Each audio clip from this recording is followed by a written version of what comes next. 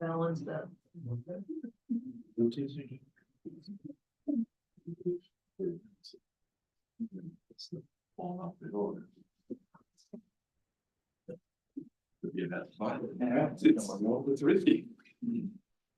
Okay, whenever you're ready. Stand to the flag salute.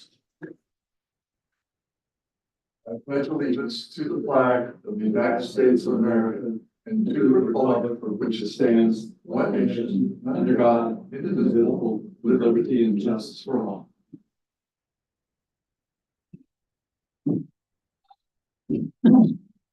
Okay, time when we can hear topics from the floor for 5 minutes. They're not on the public hearing agenda. It's not actually a public hearing today, but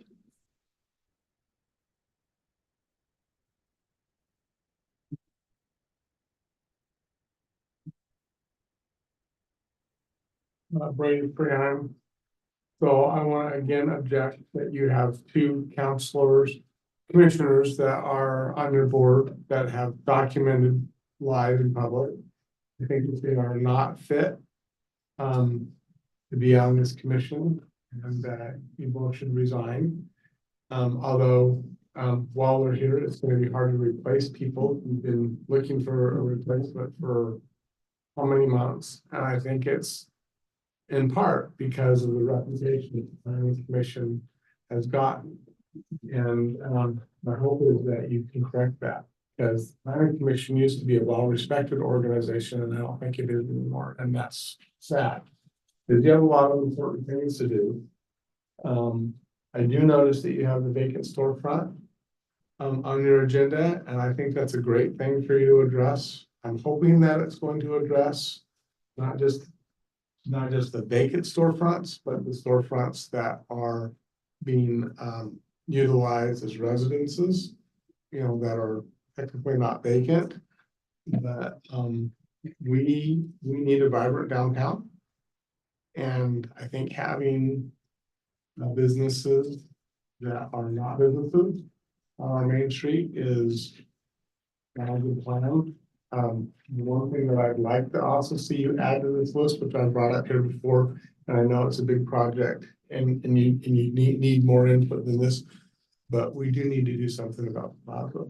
And the plaza is going to be a mud bath every year. It's difficult even during Christmas time.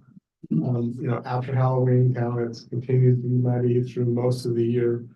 And there's just too many people here that everything's in the brick.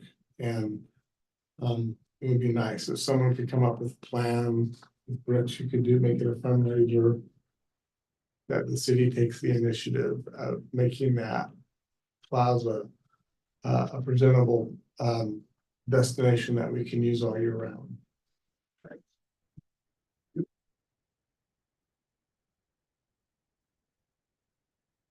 okay. The planning commission meeting minutes from December 12th, 2023, way back last year. Anybody have any corrections? Comments? I'll move that we approve the minutes dated December 12th of 2023. With a second?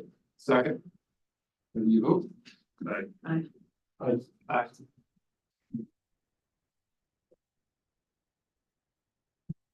You also have the joint planning commission.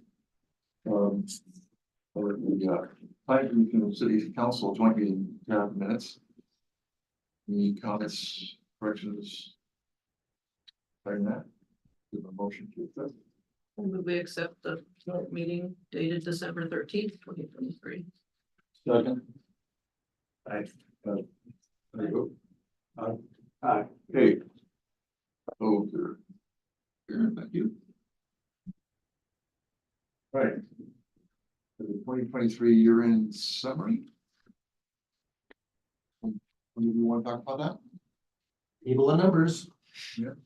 The one thing, I kind of reflect on the past when I look at this and I think about, so for me, the burnout periods, there was a 6 month of intense burnout in 2014.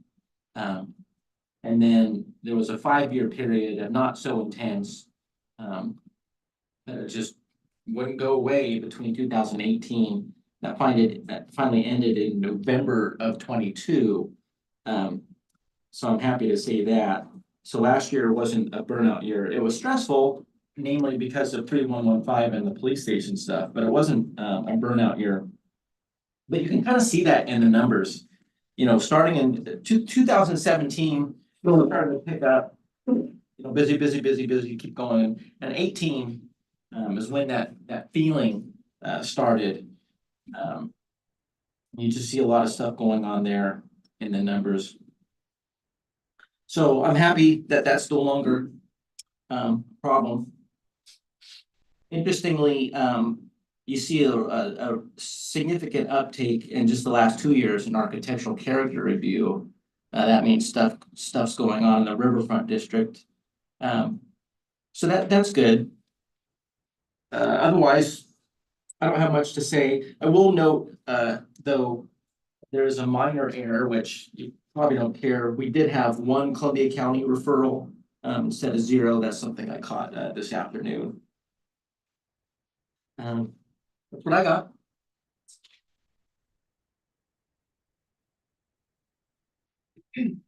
The particular popped up to me. Okay, the 2024 development code amendments you went to. Okay, so Janie and I are going to tag team on this a little bit. So we finally have an opportunity. You know, I've been crying about, oh, I gotta do code amendments. Yeah, finally started working on them. And so kind of what we're targeting now is see what we can get done in time for the joint meeting with the Planning Commission and Council in March. And maybe whatever we have done at that point, you know, just try to get that adopted. Which would be quite a bit, and some of the stuff that we've been talking about for a long time. Of course, that means we start talking about it at these meetings. So we got to keep up with the state too. With Kotek as governor, each year there's new housing stuff, and you know, what we're tackling now are things we've been talking about for years, and things that came out effective January 2024. So kind of a mixed bag of stuff. But the first thing we wanted to talk about, and this is based on Janie and I attending a legal issues workshop for planners in Portland in December. And there was a presentation about validity periods. And we last talked about validity periods many years ago after the Great Recession. So validity period, I'll back up a little bit. You get a land use decision, it's good for so long. You don't do anything, it dies. So that's a validity period. And it varies depending on the type. Jenny will talk about that. And after the Great Recession, you know, we saw a lot of projects die because the economy tanked, and so nobody was motivated to keep them going. And we made some adjustments, but we felt like this is a good opportunity to take a look at those, to see if any more adjustments were warranted, to add that to this bundle of amendments. So Jenny, if you want to. Yeah, sure. So I took a stab at just creating this table that summarizes all of our, or most of our, not every single one is here, but most of our land use applications. And there's a couple columns. So there's the default validity period, which is, you know, if you approve a decision, that's how long it's good for. There's the time extension period. So some of the applications, the applicant can request a time extension, and if they have a good reason for that, we can approve it. And then I've added those up for a total validity period. So to make it a little simpler, I would focus on just this third column. And then some of them are a little bit more complicated in that you can phase them. So for like a site development review that has multiple phases, if they elect to phase it at the time of application and provide a phasing schedule, they can get a longer validity period than if they didn't phase it. So that's what's going on there. I think the main thing I realized when I was doing this is that they're all over the place and there's really no reason that they're all over the place. So it's just really complicated when I always have to refer to the code to look at validity period instead of just knowing, oh yeah, they're all 3 years or oh yeah, they're all 2 years. So it's just not super user friendly, and also to the people who are applying, it's confusing. So this is great, but it's not super helpful. It's helpful to have something to compare to for other jurisdictions. So I also, on the second page, prepared some comparable cities of size. So Scappoose is listed, the city of Sandy and Cornelius. And if you notice, they're a lot more consistent with their total validity periods. Honestly, they're a lot less than some of our validity periods.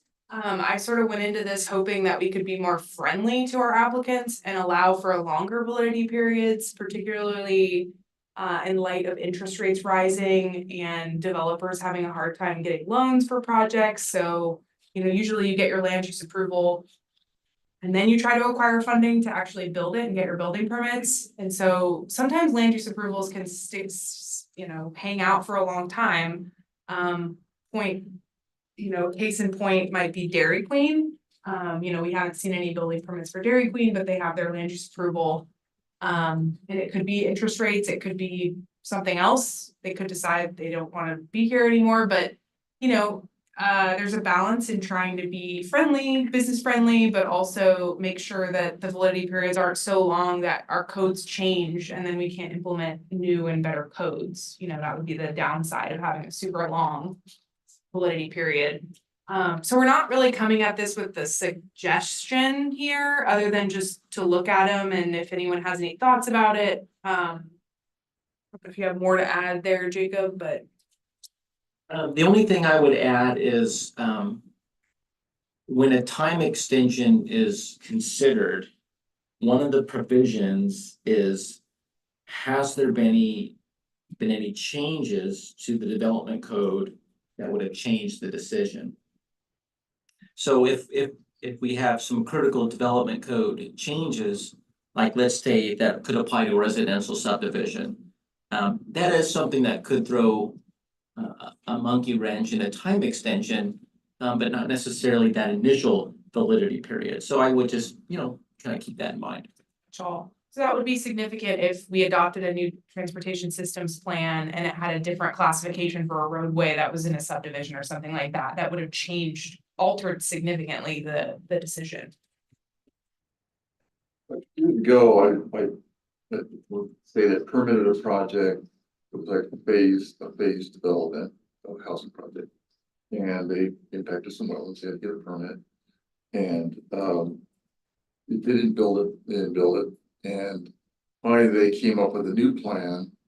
It was basically developing the whole thing at once.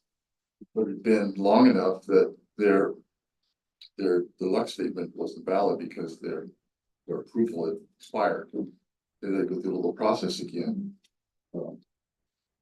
So I guess my question is, looking at these phase things, that you say 6 years, what if they have 5 phases or multiple phases, more than 2 or 3? That's a good question. Yeah, so 6 is the absolute cap. So all phases can't total more than 6. So there's a cap for each phase and then there's an overall cap, and they can structure it however they So if they want. wanted multiple phases more than they could build in 6 years, they'd have to have a different approval, Yes, they would have to reapply for whatever they couldn't finish. like that guy did. Yeah. How often do people surpass the validity periods? We're getting really close on Boulder Ridge, aren't we?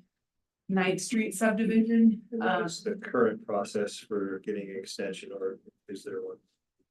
Well, they've applied for all of their extensions, I thought. They've applied for one of them, not 2 of them, if they have 2. The application is easy, it's inexpensive. And usually looks good. No changes to the code. You got it. There was a change to the code, you could at that time. Do what? Deny the time extension and require reapplication. Yeah, the one thing, we did think creatively, for an amendment to the, Gable Road Apartments. We adopted, and this is a good, analog to Jenny's example, where we adopted the riverfront connector. So that took that stretch of Gable Road, which would have normally just been our plain Jane old minor collector standard street, landscape strip, sidewalk with a bike lane in there. And it adopted the riverfront connector standard, which you can see out there with the median, sidewalk, the cycle track. And with the extension, we said, hey, look, you know, we have this issue here. And so they said they would honor that newer standard. And that was a way of working with that. To keep their validity period alive, they honored the new adopted plan standard. That's what, look, Yeah, good. just to, yeah. So in terms of, you said one of the goals is trying to get things to be more consistent and intuitive. Are you looking at making the extension period more consistent, intuitive, the final total amount, or both? Because the amount that we're all over the place makes that kind of tricky. Yeah, I guess the time extensions for 6 months, I mean, for me, I don't understand why they're not just a year like the others. That seems weird. Just Yeah. looking at it. And that's one of the things we changed years ago, because planet partitions, oh, they are still 6 months, never mind, I thought we fixed that. Yeah. Like it would be, if we just say that all of the extension periods are 1 year each, and then for the phases, you can get multiple extensions. You're going to end up with different total values, but at least you know it's always 1 year each. Yeah, that would help. That's a really good way to think about it. Or another way to have an extension the same amount of time as the default ballot. Right, it yeah, doubles your default, so if you've got a Like year and a half, you get another year. Yeah. And that, you know, one of the Either goals is, either just all across the board year or right, doubling your Yeah. validity period or something. Yeah. Would that cause a problem? Be a year and a half for those that are a year and a half. 2 years. and that would give you more development friendly. Yeah, Potentially, right? adding, yeah, I'm just looking at the ones with 6 months, so. Site development review would be 2-year validity period total, right? Site development review phased. If you just change this to one-time extension at 1 month. Or I'm sorry, 1 year, that would bring this to 4 potentially. Actually, this could stay the same, the total bill could stay the Right. same. Cause it's capped. on Yep, total. exactly. So this is just the time extension for each phase. So really that's, oh, and then partition. Right. That would change to 2 years. So yeah, I like that suggestion. Which suggests Changing those 3 that have the 6-month time extensions to 1 year, and then that increases these by 6 months each. and then we were thinking for ease of remembering or whatever for the developer. What if the extension period matched the validity period? So instead of 1 year, 1.5 years, et cetera, it's just double whatever your initial period It's is. another validity period, period of time. Still having your phase capped. Talking about doubling the phased validity periods too. Well, I think you could still cap those Or step- either in the same place or you could extend the cap. We just don't get two extensions.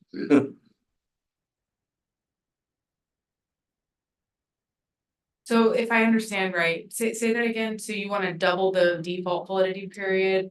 That would be, so let's say you've got an accessory structure, right now your time extension is 1 year. I think what we're suggesting is you just make the extension the same as the default, so it'd be I've got a year and a half. If I get it extended, that's another year and a half. Oh, I see. If you're doing subdivisions, that's a year, get it extended, that's another year. See what you're saying. Yeah, that's not bad. Predictable. Yeah, it makes it easy to remember how long the extension is. Yeah. Right. Because every time you go to the city, you get it, the same amount of time. Counting it, the total flooding. Yeah. So I still understand the phase stuff. So for each phase, how many phases? I think the code does limit it. So I have the code written underneath here. Just small. Let's look at subdivision. Number footnote 3 is probably the best example.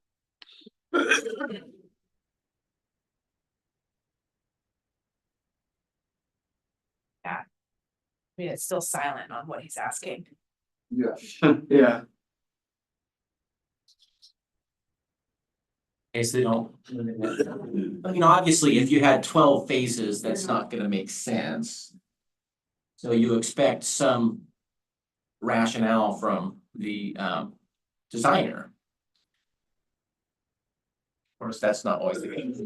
Well, and then reading this, the impression I would get is that the city doesn't care how many phases you have, but you can't take more than 6 years. 6 years. Right, and each phase has to be less than 2 years. Right. too. Yeah. But you can have an extension, so a phase could be longer than 2 years if you apply for it. So it's obvious, you can only do three phases. I would imagine. What's it, 2 years? With no extensions. Yeah. I mean, I haven't seen it. Well, I haven't seen a subdivision be more than 3 phases anyway, but that's not saying a whole lot. That's my 10 years of being here. I saw some in Dallas, and it's just, I don't know how many phases, 10 phases. I wonder why are accessory structures have a higher period than a subdivision? Good point. Kinda, Well, the total is still 4. My dad worked on his house for 13 years, so maybe a homeowner needs more time. That's true. Accessory structures are often taken on by single person.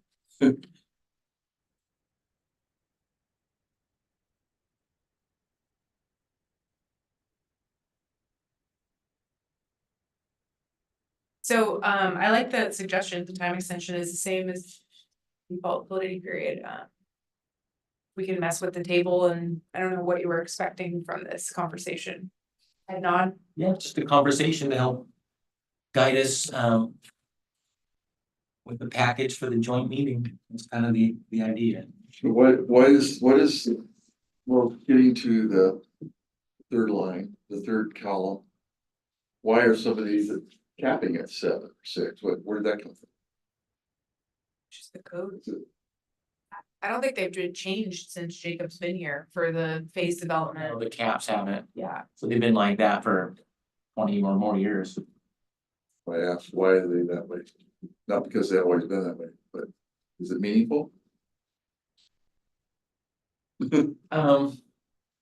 Well, it's a matter of grace, like if the idea that you phase is, you know, it lets you get it in chunks and it gives you that much more time.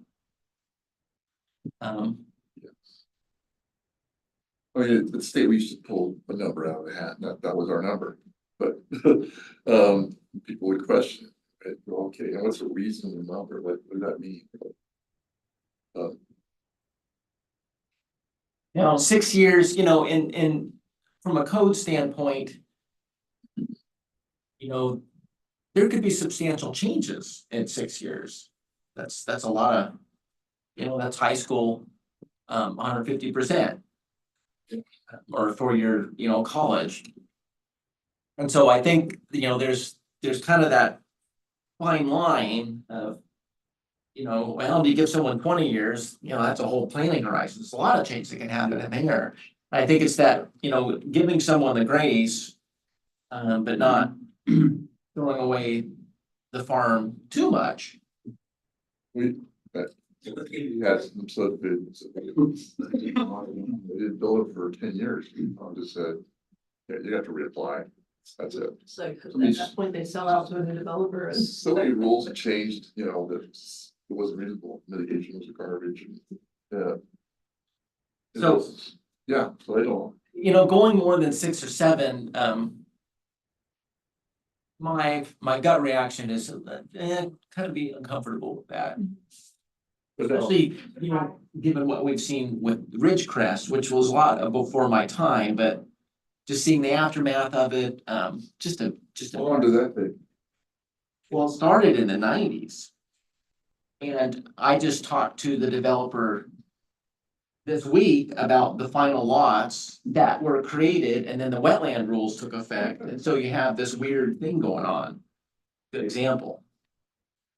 So it started in the 90s, the wetland rules took effect in 2003. The planning commission decision that said, okay, we have to consider these was in 2005 or 6. So. Started like in 96 or 97, if I remember correctly, because Allison Ray was consultant.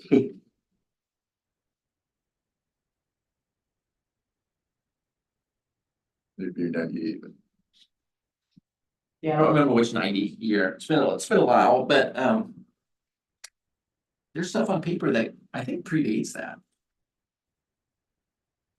And that's a really good example because the way plan developments worked was it was by conditional use permit. It wasn't a separate plan development track.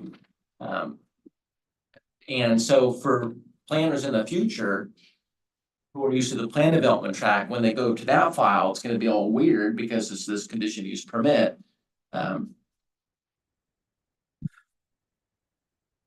that's why, yeah, if they're too long, it can create kind of a problem. look at these other cities and they're much shorter.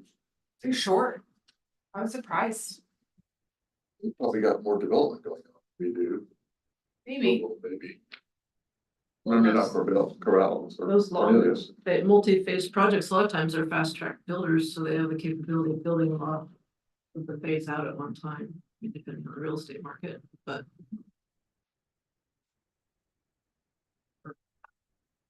Emerald Mills. Sold out, went through several developers. Yeah. Did you talk to anybody in these cities about these times and how they were reasonable? Developers hate this short time, or was that plenty of time? That would be interesting. Sure. Tell you more about. It's probably really cyclical. You know, in downturn economy, it takes longer to build things. Right, you can sit there for a long time. Then what? They have to reapply. Yeah, so it probably depends on how long that person's been working there, honestly. If they've How many cycles? experienced the Great Recession, if they haven't. Yeah, And this discussion is telling because. You know, we looked at this after the Great Recession, 2010 or so, and then. You know, we did some planning, get our transportation plan up to date. And then it started growing more stuff, and then, oh my God, you know, I talked about this 5-year burnout period, it was just, you know. Drinking out of a fire hose, keeping up with the development, but now interest rates have increased. That's affected construction activity, and we're kind of back, you know, it's interesting, the economy is still good, jobs are good. But development patterns have changed, and we're seeing less stuff, and so we're kind of in a different cycle because of those interest rates. the longer is better, maybe. So here we go, you know, And your suggestion would increase all the ones I just highlighted.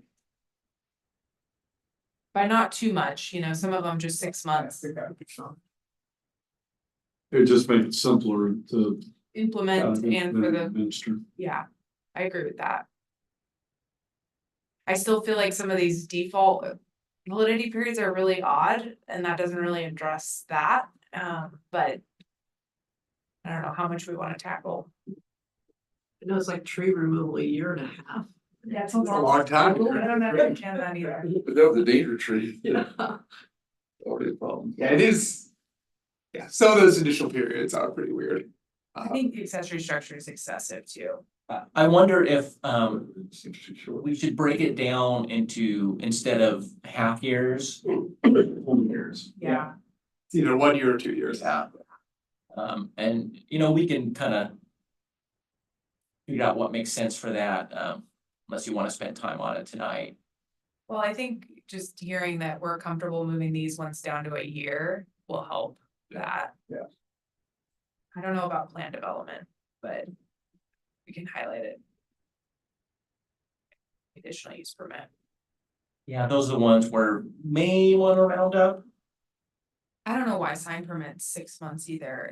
Sometimes freestanding signs can take longer. I think a year makes a lot more sense, but Yeah, especially with engineering. yeah, engineering your footing and It's like the sensitive lands ones are often associated with one of the others. yes, so that is a good point. Sometimes there's 2 land use permits running parallel and they have different validity periods, which can be complicated. Yeah. We have had some just sensitive lands. Yeah, we have. You do it, sure. Administratively. Okay. Not to complicate things, but the sign permits having a reasonable extension period is a little strange because you can't get an extension at all if it's not reasonable, right? Reasonable who? Well, to the person granting the extension. Yeah, it says it's the city director. And if I have a headache that day or Yeah. I won the lottery. Yeah, it just says the planning director may grant a reasonable extension of time for the installation deadline upon showing a reasonable grounds for delay. Yeah, that's something we should fix. It's Yeah, it's too subjective. weird. I mean, we could just do what we said before and just apply the same validity period. Yeah. Time extension. It's 1 year for your sign, you get 1. I think that makes a lot more sense. That, you know, we've never had to grant a time extension for a sign, but you never know. Sure, things can happen. It gets controversial, and let's say it's for an apartment complex, everybody hates, everybody's trying to fight it. The sign issue becomes, oh, well, the time extension is not clear and objective, and it just becomes. It's been longer than that for the O'Reilly sign. They're gonna keep that as, yeah, I wondered if they're keeping that just as art. Yes. Statement piece. They told me there was a tree fell down on the wires, knocked out power, Public Works went out. Instead of an arborist, and their sign was fine. When the Public Works cut up the tree, it fell on the sign and busted the sign. So they went to the city to pay for it, that's why they haven't fixed it. So they're fighting with the city, to pay for it. I went public, that doesn't sound right. That's what It's a private Clark told tree. me. It was a tree across the wire Huh, along Highway 30. yeah, I haven't heard that at all. Maybe it's I something thought they behind were the scenes. required to save that tree because it was private. Yeah, they did, yeah, So it's on private property. but it that's- fell on the public lines. Public power lines knocked out the power. So the So in an emergency, PUD, they went out there, the PUD would have, maybe it was PUD, but well, he said it was a city. but- yeah. Well, I could see that compete, Yeah. people working in the utility, yeah. Staying public employees. It was, the tree didn't fall on the sun. When they Oh, removed the really? tree from the wires, it fell. You're telling me the tree was pushed. Okay, I think we've got good notes here. I think that was helpful. It was too manual, just to be. It exploded. You wanna move on? Yeah, please. Oh, yes. Okay, so now we really get nerdy. So first of all, I want to remind you, and this is not in the memo. But some provisions in ORS 197. And when we talk about residential development, we want to focus on clear and objective standards. And there's a provision in there that talks about may not have the effect either in themselves, this is about regulations, or cumulatively discouraging needed housing through unreasonable cost or delay. So let's say the city was duking it out with the developer. It got to a judge, that's one of the things that would be considered in the residential regulation world of today. So it's good to keep that in mind. Can't necessarily be the third right as when we address residential. So dwelling units. When we talk about a dwelling unit is a complete and independent unit that has sleeping, cooking, sanitation, living facilities. You got your bed, your living room, your lavatory, your kitchen. And that's gonna be important when we talk about single room occupancies. We'll get into that in a bit. A little bit of recent history, back in 2021, that's when we ended single family dwelling zoning in the city. Most of you were here for that. So now anywhere a single family dwelling is allowed, a duplex is allowed. So anywhere you can have one unit, we have an obligation to allow 2 units. And one of the questions we posed back then, okay, do we focus on a duplex in its conventional form of one building? Or are we okay if we have 2 detached units on a lot? And everybody was okay with the detached units. That being the case, we established a building separation requirement. So there's a reasonable building separation because of the detached units. And that helped set the foundation for cottage clusters. All cottage cluster is a piece of land with multiple single family dwellings on it.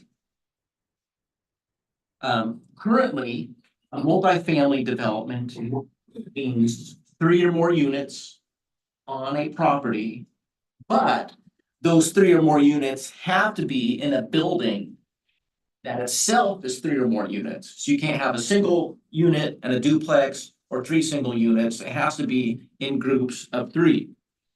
And so in our draft code text, which we don't have for you yet,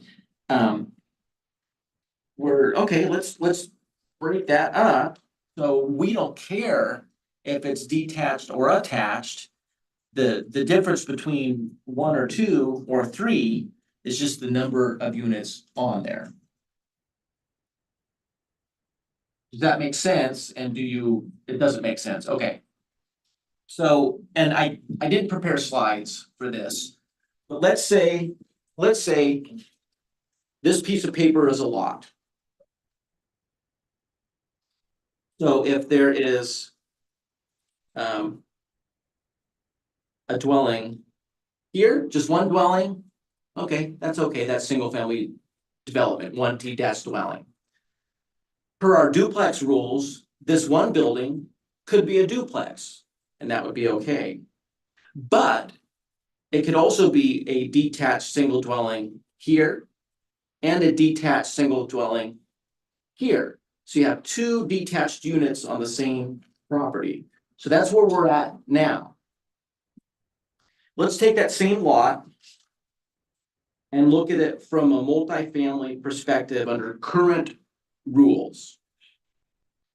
So under current rules, multifamily consists of 3 or more units on a property and 3 or more units in a building. So it can only take the shape of a triplex or greater. So what would be allowed, now we're throwing away the density standards, whatever the maximum density for this explanation. So on this piece of land, you can have 1 building, that's a triplex, that's multifamily, that's okay. You could have 1 building that's 1 million units. Of course, we'd get hung if we allowed that.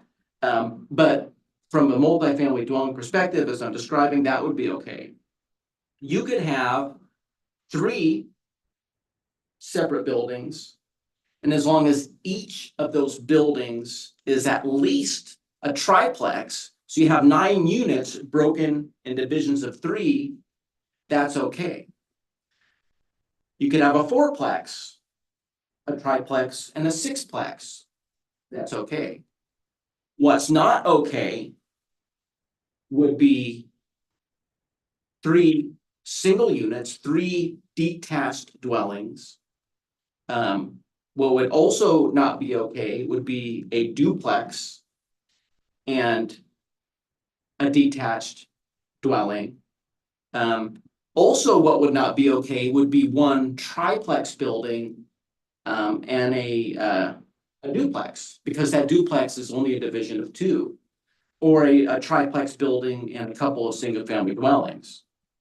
So if it's multifamily, you have to have those building groupings of 3. Can the grouping be, or can the attachment be by a breezeway, or it has to actually be more attached than that? Is that how people can? I think it could conceivably. Unless I don't. Yeah, conceivably, sure. The proposal is simply breezeway, or without needing a breezeway, you could have Yeah. 3 units, each of them are a dwelling unit in their own right, 3 of them on a lot are a multifamily lot.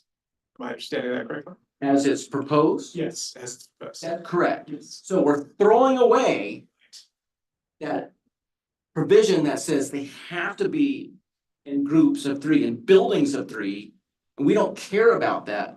We just care about the amount of units on the lot, regardless of whether or not they're attached or detached. That seems both more intuitive, and it seems like it disincentivizes any sort of breezeway shenanigans, which I'm in favor of. Well, we Well, had one years ago, an 80-foot covered walkway to the shop. It was all one building. Yeah. That I'm not saying like, you want a breezeway. Yeah. But the idea of cottage I cluster, fully support cottage cluster. that's what this is trying to make Yeah, easier. that is sounds a great. bunch of single family dwellings on a lot that allows for a certain number of units. Is there any language discussing square footage per unit or any The amount, the size that the unit has to be. can't exceed or? Well, that would be all driven, so the minimum size would be driven by building code and meeting your minimum building code requirements. So if you wanted to have tiny houses, well, meet your building code requirements. And then all of your yard requirements or setbacks will still apply, your parking would still apply. If it's multifamily and the buildings are large, there's still the multifamily stuff that requires, offsets and roof articulation. There's maximum lot coverage. Yeah, lot coverage still applies. We already have the rules for building separation, thinking ahead on this. And I think the real test was when we went to duplexes and said, okay, it's 2 units on a lot, we don't care if they're attached or detached. We sent notices to a whole lot of people in town. And nobody freaked out about that issue. So I don't see it being controversial. And really, all it does is it opens up opportunities for housing types. So for example, let's say I have this lot. And it's a big lot. It's an old, farmhouse from a long time ago. The house is over here. I have all this yard. If I wanted to build a triplex on this lot, can't do it. You gotta divide the house off or get a variance. And is that really? It promotes a land division, which promotes more ownership, because the more lots you have, the different people that can own it, rather than one person monopolizing it. But do we really want to be that burdensome to housing opportunities, including, the way things are and will probably continue to be for a certain amount of time? So it's really all about flexibility and allowing the cottage cluster development. Since the cottage cluster would require one ownership? Unless you like condominiumize it with the state or something. Yes, yep. And just, you know, our code doesn't care about condominiumization, if that is a correct word. Clear the word up, let go. So the condos that we've had, we review as multifamily. So it's under all the multifamily standards, and then they, you know, do the condo plat and all that stuff. So it would still, you could still have that separation of ownership possible if someone so chose, or they could keep it together and it's part of their empire. So that's the first question. Are you cool with that?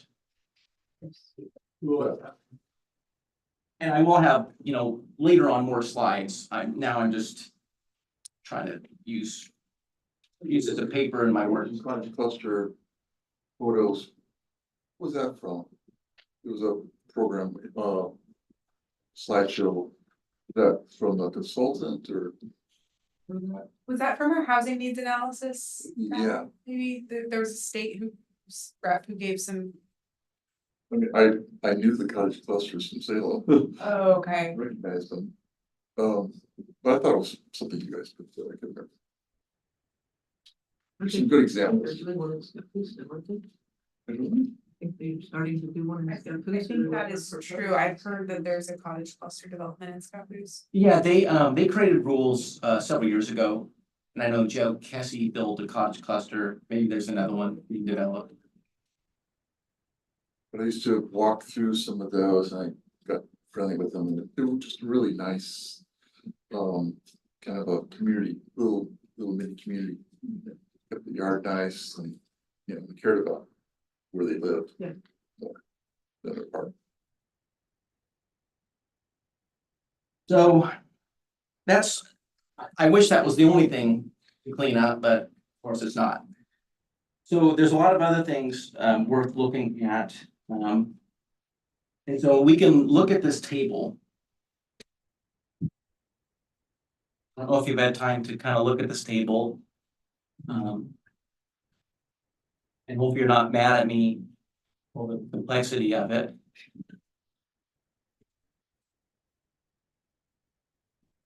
So what we're focusing on as far as changing are the uses in between the horizontal bold lines. The stuff at the top and bottom are just some other residential uses for comparison.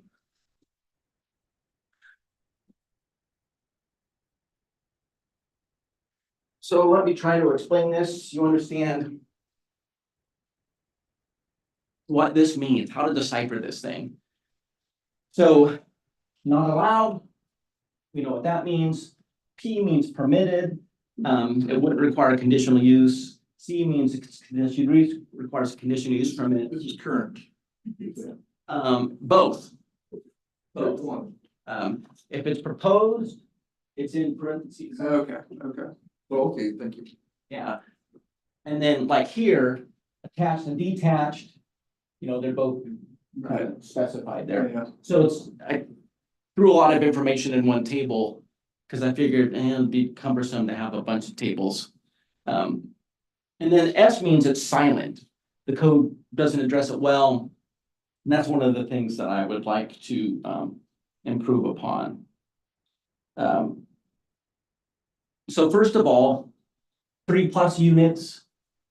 That is a standalone multifamily development. The apartments on Gable Road is an example, or it could just be a triplex. So this is just what we talked about currently. Attached is a conditional use.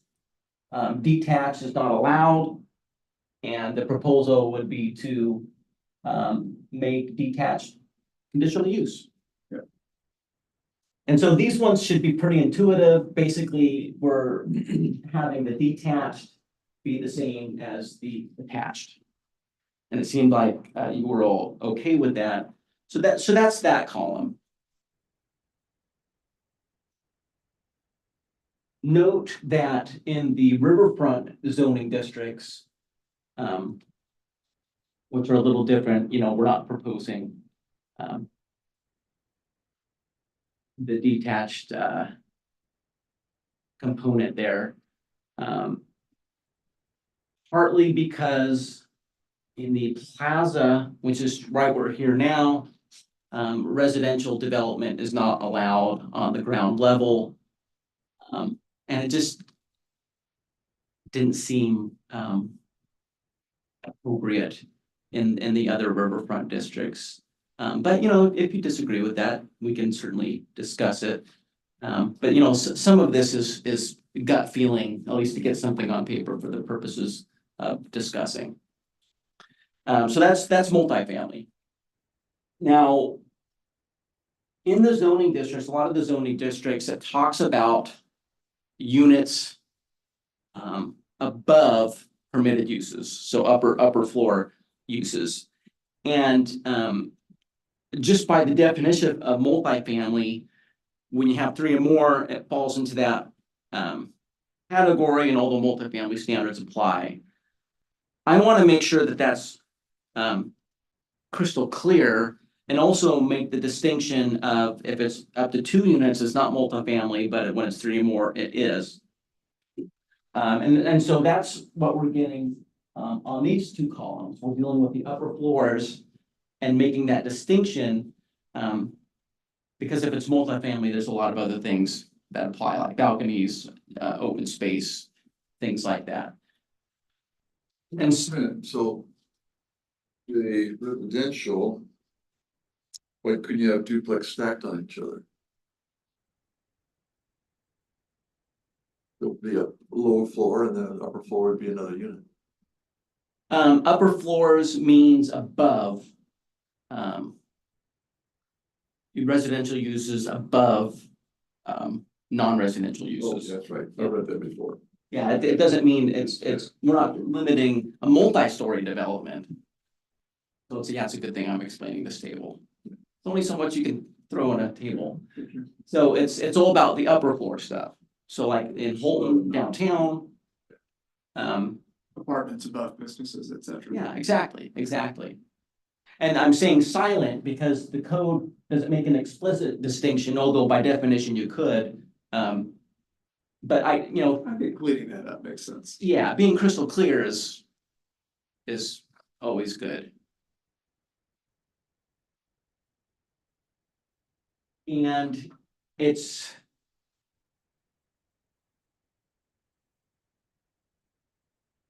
the one thing, I mean, there's a lot to digest here.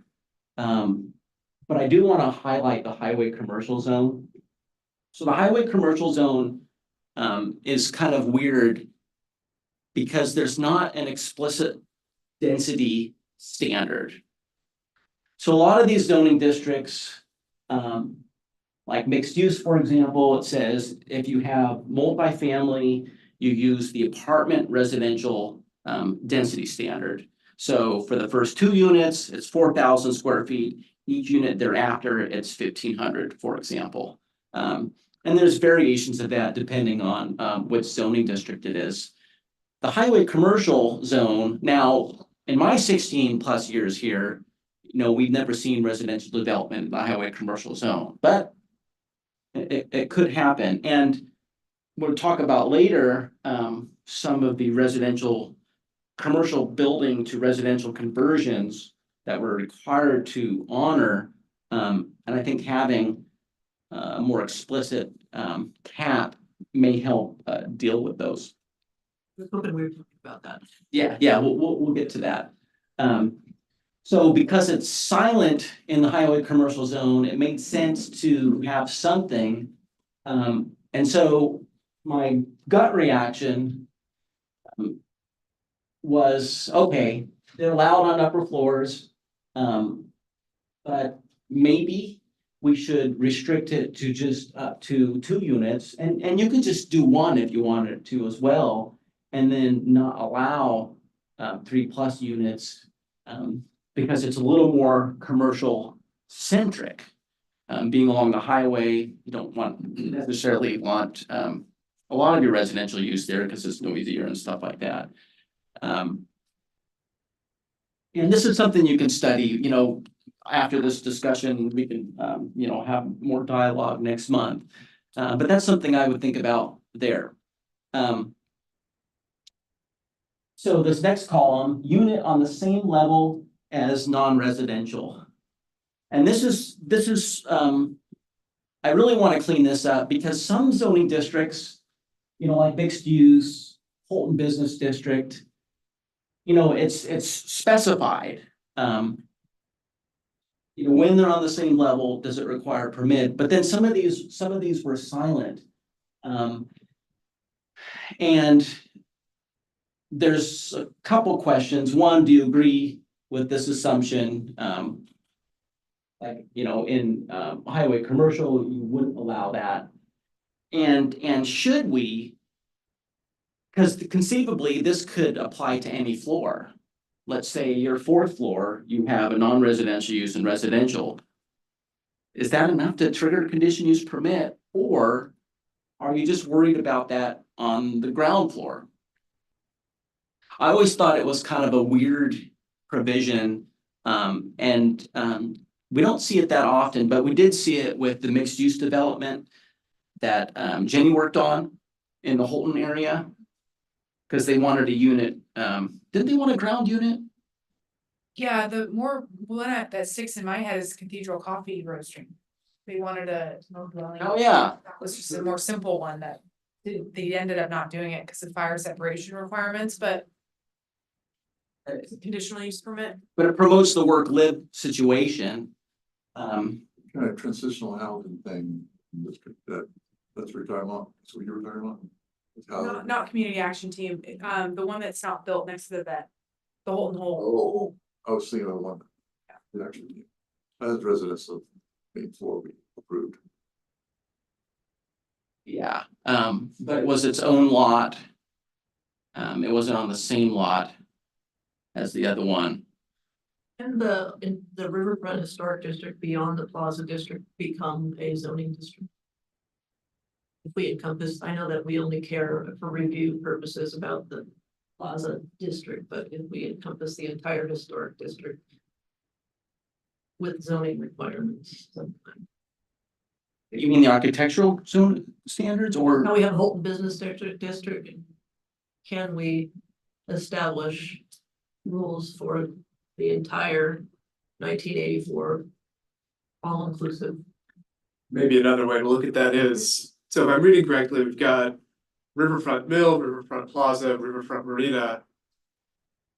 Is any of that historical riverfront district not included in those three areas? Yes, a lot. Yeah, that's what I thought. There's a lot of R5 that's Yes. outside of the river. Yeah, The only review we currently do is. It would be interesting to be able to encompass that all somewhere. So the historic district is not a zoning overlay. Right. Like it's not a way to implement, it's just a boundary that is. Is there a possibility of Construction. creating that? I think we're suggesting that it would be pretty cool if it was more coincidental with a zoning overlay. It could be, and it's something that we talked about a year ago when we started discussing architectural standards. And I think I mentioned that in the memo I prepared about a year ago. So we could, but it does, that would be probably a separate effort, I think. Because we're not trying to fix and work with the code, we're creating a whole new thing. Yeah. So, you know, with the architectural standards still as a proactive item, you know, that might be. I think that was one of the questions we had is, you know, what's our scope for architectural standards? Do we want to look at throughout the city? Do we want to focus on an area? I know some of your dialogue then was, you know, let's save the historic places before all these incompatible buildings are built. The commissioners that wanted to extend the whole west side, or I mean, the whole east side of the highway, and we're farther reaching than I wanted to go, so that'll be interesting where that goes from here.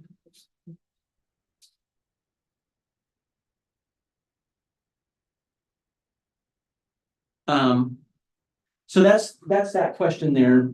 And then, the single room occupancy one. And this will probably just make you wanna cry at those numbers. I know, consider that, yeah. So, And historically they were, and I think there is an argument But I never on that. considered it as a planning issue. Yeah, well, it's in the statute now as a use. I'm jumping ahead of myself a little bit. Come at our hotel and sort of like that. We have some places in town that are like that, just across the street here, there's a building that Iron Tribe has. And within the statute, we should probably figure out what we want to say about it. Yeah, for sure. So other than the single room occupancy stuff, which we'll get into, do you have any more comments on the other things we talked about? Or do you care?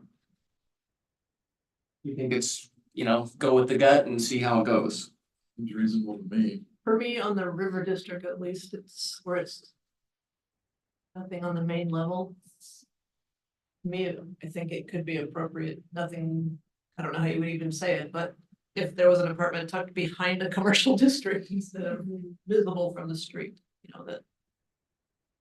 And when I was looking at Sandy's code, they had language like that was behind. Yeah, that's my only thought. Well, if I'm reading this correctly, someone who wanted to do that would be able to, they can apply for a conditional permit, right? No, it would be not allowed. Oh, yeah, it is. Yeah, it would be. Just for marina. It is conditional. Yeah. Yes, you're right. I made the table and I'm not even recording. So they could apply for a conditional use permit, which would make sure that there isn't something funky about it, that you can access it double street frontage or something. Yeah. I don't know. But we could, as part of the conditional use permit standards, say that it has to be behind. If you wanted to add that extra layer.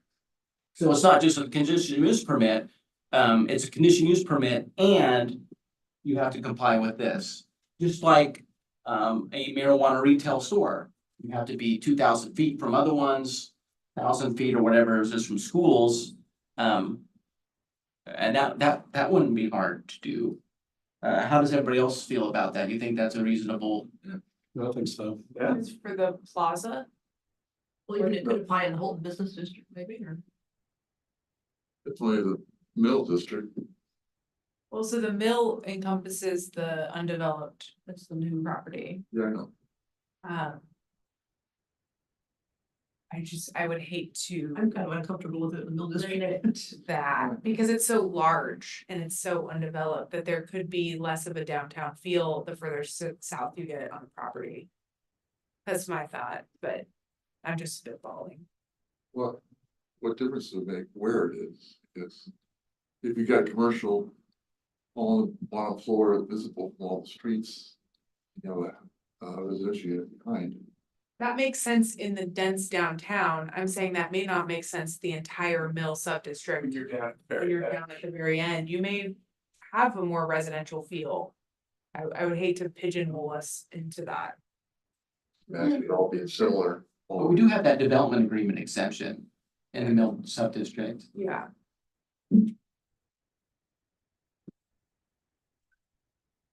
What do you think about? You wanna stick with plaza or throw the mill in there as far as the behind provision?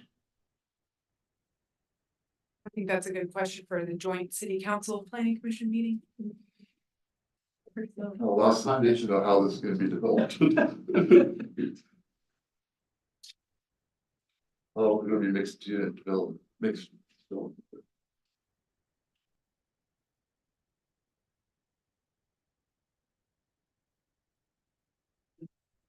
I can't see that the mill district would develop that way, just the value of the land and.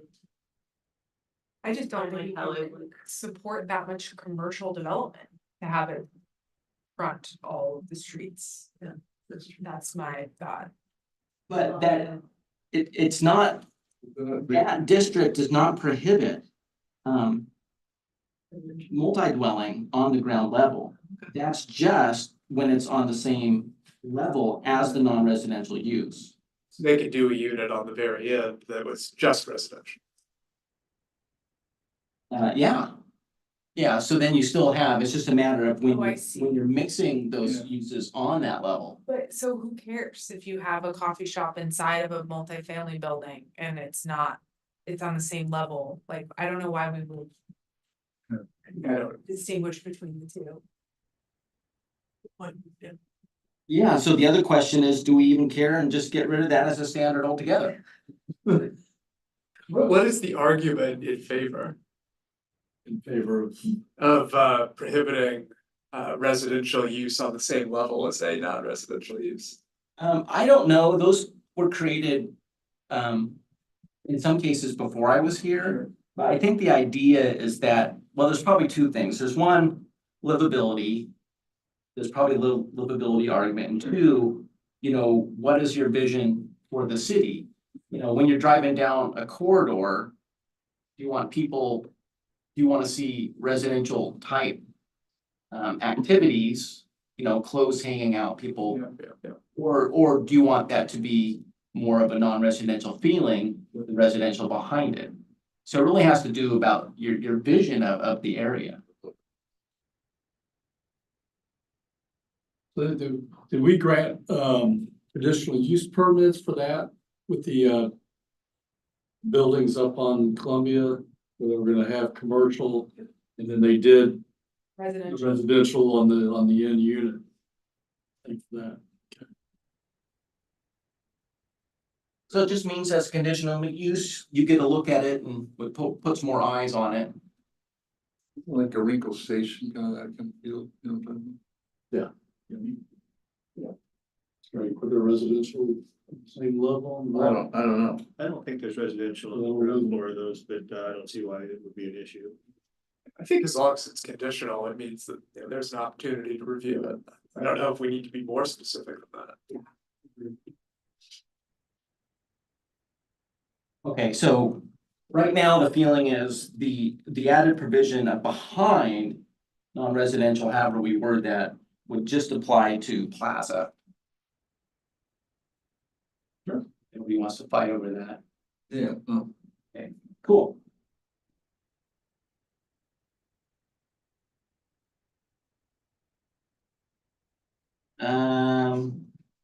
Excuse me. Do you have any comments on the highway commercial zone? Do you think that's kind of the way to go? Restricting it to 2 units, period?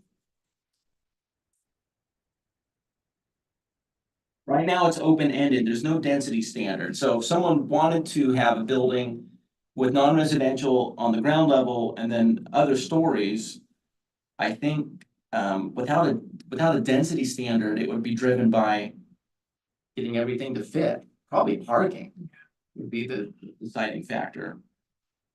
I wasn't seeing that. So, I would. And really, that's preserving some of your, you know, the highway's important for a commercial purpose. And it's just, you know, it's allowing some residential component, but restricting it so it doesn't become the predominant thing. So that's why, from a gut standpoint, I said, okay, well, we go with the 2, leave it at that. So, you road apartments. Is that how you- General. It's general commercial. Yeah, there's all the highway commercial is on the opposite side of the tracks. That's true. On the highway. I'm excited to hear about single room occupancy. There's some, I'm trying to figure out what the dashes and the numbers mean. Okay. Yeah, and actually the SRO stuff I added. It was already, and then I'm like, oh man, we gotta get this figured out. So I added that, like the last day, everything was due. And actually, Dan, I'm disappointed you didn't point out my misspellings in the memo on that. I saw a missing word. Is that on the SRO section? No. The front page, in an effort to promote clarity and objectivity. I'm just being sick. Hey, Dan, I know you've mentioned multiple times how our general commercial land is being taken up by apartments. Yeah. I just wanted to point that out, that we do allow apartment residential in our general commercial zone as conditional use permit, and that is how the Matson Braden I know, 30 apartments got built, that is how the I know, road apartments got built. I know, but we don't have like a city plan for the general commercial, just kind of, it's, and we condition it, okay, they, sort of like, I have Ports as one of my client, consultant, you know, and they go, our plan is for this type of development at our port. But really, they'll take whatever, so anybody wants to come, you know, someone goes to bring a chip plant there, oh, that's what we want, yeah. And so it just feels hodgepodge to me. To have these nice the big lots where you can really put some commercial, now fill with parks. Well, now would be your opportunity to try to hamper that down, you know, talking about residential in our commercial zones. Just pointing it out, because you've mentioned it multiple times. I know, It just, I know, but it was like, I think we could do that. Yeah, I just making it a non-conforming use with all the construction that's happened. I would, but there's still some opportunities here with these upper units. I mean, these are proposed changes. So if you really wanted to tamp down residential, I guess you could limit it there, but. Yeah, that's not what I was thinking of. but I think that's a good reason why we wanna help protect our highway commercial zone. Yeah. Cause it's a little more commercial centric than the general commercial zone. So, single room occupancies, SROs, I hadn't heard this acronym before until last December. I always thought, well, that was school resource officer, which we used to have, but we don't know. So it's now under needed housing as defined by the state. And so it means you can't pick on it that hard. It's a new category in the statute. So we want to put in our code. I know we just talked about this. So the statute now that's January 1st is passed, we have an obligation to allow single room occupancy development anywhere. Well, basically any residential area, and if it's a zone that allows single family dwellings, detached single family dwellings, we have to allow a single room occupancy with up to 6 units. Now, these aren't dwelling units. Remember at the beginning, we talked about dwelling unit being complete independent and have the kitchen, lavatory, all that stuff together. This means you have a shared lavatory, shared kitchen. There's some shared element. So there's sleeping rooms. They're not dwelling units. It's dorm housing. Yeah, To adopt a residence hall college analogy. yeah, in a sense, yeah. I heard 6 units and my jaw dropped at the amount, but if you think about it, it's just 6 bedrooms with a shared kitchen, Yeah, that bathroom. would be a tiny They're residence not, hall. you know, they're not family members. Yeah.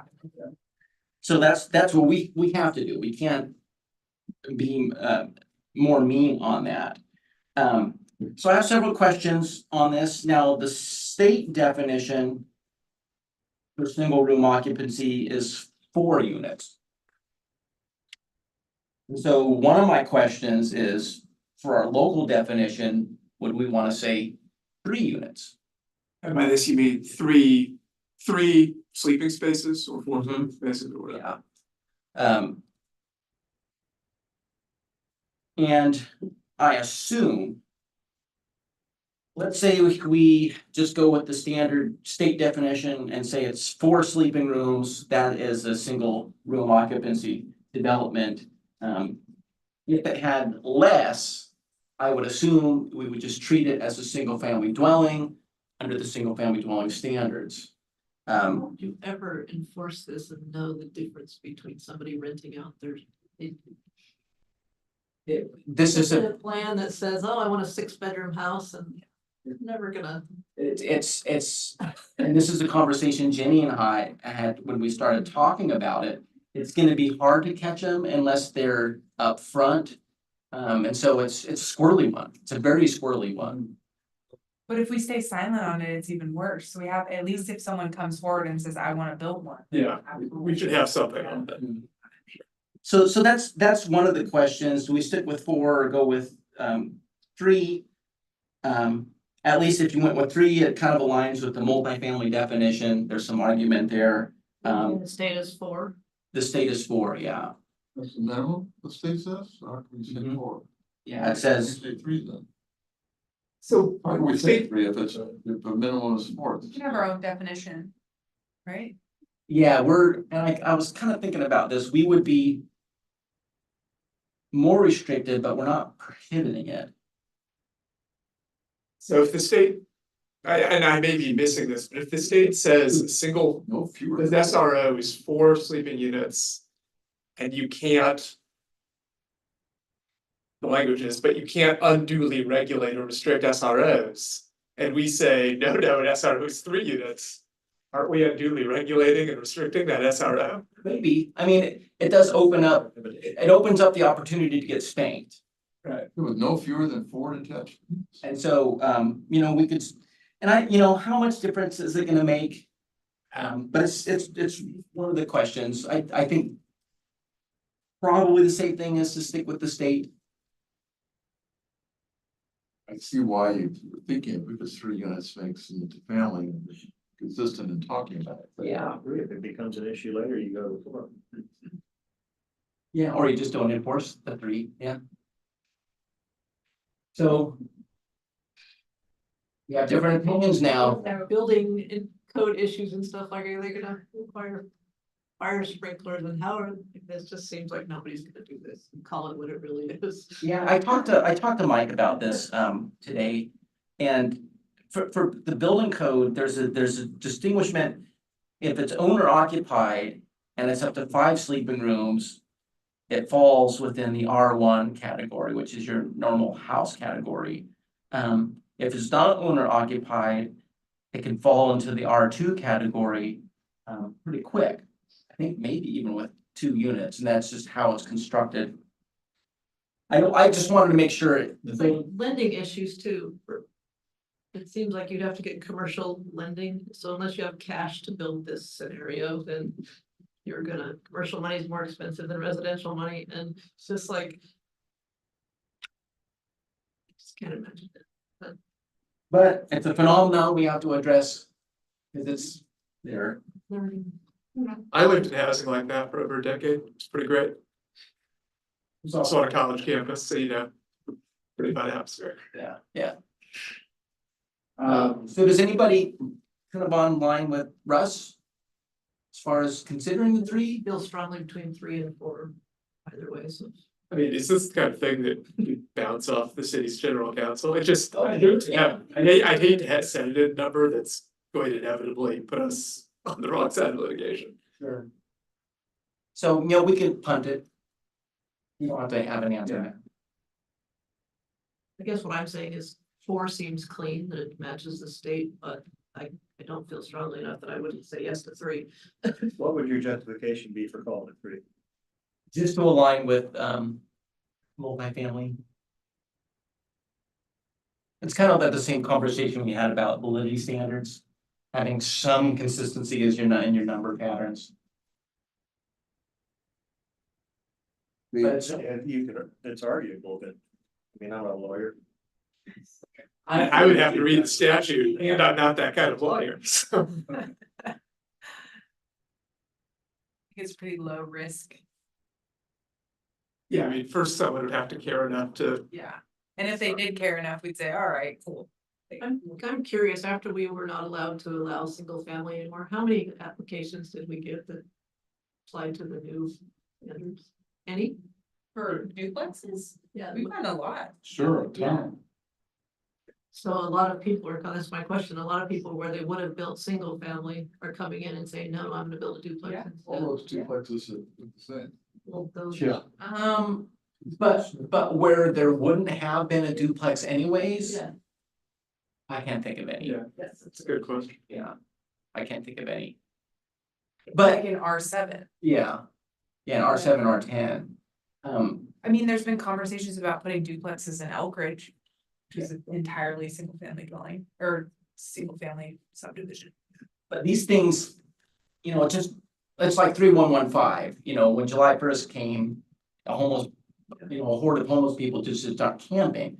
You change the law, you have the flexibility, and then once things happen, you're able to say yes instead of no, and things change. Yeah, and I'm not suggesting we ignore it, I'm just was curious to see how it really affected that decision. Middle housing. Yeah, I think, I remember one couple in R7 where we were able to say, hey, we don't have to make you go through this stuff, you can just do it. And that was, not long after it passed. I mean, I've had so many conversations on the phones with people about ADUs and, you know, I don't know how many of them have actually happened, but I think the parking standards being less helps. Oh, McPherson, Oh, yeah. that's an example, so that's, okay, that's one. Yeah. So a little bit, Yeah, he even annexed to use our rules as opposed to doing it in the county too. So we got a utility customer out of it. Well, I get the being consistent with multifamily for size, talk about it, but these are not multifamily units. There's something weird, so, Yeah, I'd set it at 4, yeah. just because it's its own animal and that's what makes it. Yeah, they're consistent not with the housing statute. units, they're not housing. Interestingly, the building code treats a dwelling unit and sleeping unit similarly. Didn't think that would be the case, but that's what Mike said earlier today. Okay, so what do the numbers mean? If we go with the 4, so if it's single family dwelling and that's allowed, you have to allow up to 6 sleeping units. Now, if multifamily is allowed, the amount of sleeping units allowed is based on the multifamily density. And so if you allow a single family dwelling and multifamily, then you start at 6 as an automatic. And then the numbers beyond that are based on the density standards that applies to multifamily. And this is where it just makes my head hurt thinking about it. And so. So yeah, we'll need a lot of slides to help present this stuff. This is, we're torturing Charles today. But it sounds like these numbers, the P6, you know, et cetera, are all just sort of, those are based on what the multifamily or single family or whatever standard is. So it's not. Yep. It's just responsive to that. That makes sense. Exactly, yeah. And so, you know, if it's, like in this case, R5, it's at 6, we have to treat it as a house in a sense, but then if it's more, you know, we go with how it's multifamily. And so you see that a lot. Now, what's with this 4? What's going on here? I was just gonna ask. Did I lose my mind? Well, in these zoning districts, single family dwelling is not allowed. And this is where my head really hurts in thinking about this. So because single family dwelling is not allowed, that automatic 6 is not there. The statute just says, then you go by your multifamily. So then you start at the 4, if that's your definition, for single room occupancy development, and then the density standard works beyond that.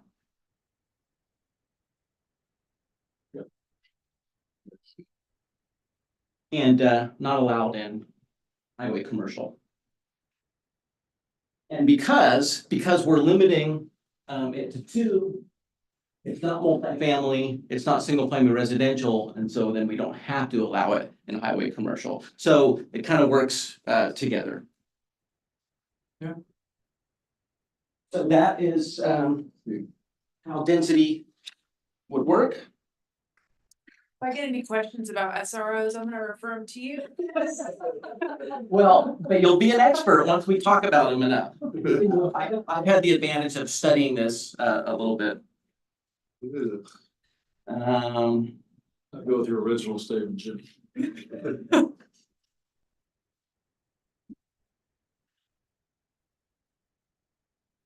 Okay, so Anything else on this? just trying to see what I'm meeting by my notes here. Oh, yeah, so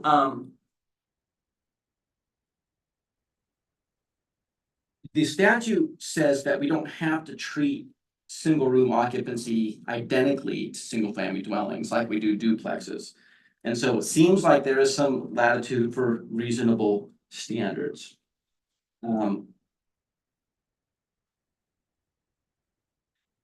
Such as parking and design standards. So let's talk about parking. I'm assuming that you would want to consider parking above and beyond just the normal 2 that we would require for a detached dwelling. And what makes sense to me is the 1 space per sleeping unit, which is the same that we would apply for a studio apartment. Yes. Makes sense. Okay, everybody's kind of on board.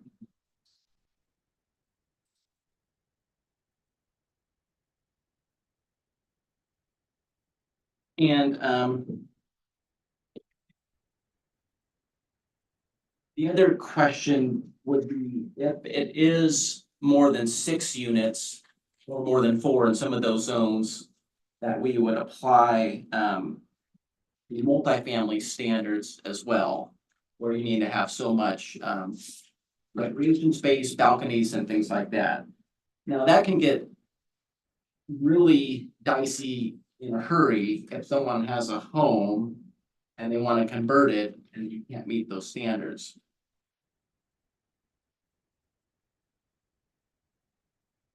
But on the other hand, you could end up with a large building that has no architectural character if you don't have those kind of standards in place. So the proposal would be that the multifamily standards apply to the higher sleeping unit count, single room occupancy buildings. Does that make sense? Okay.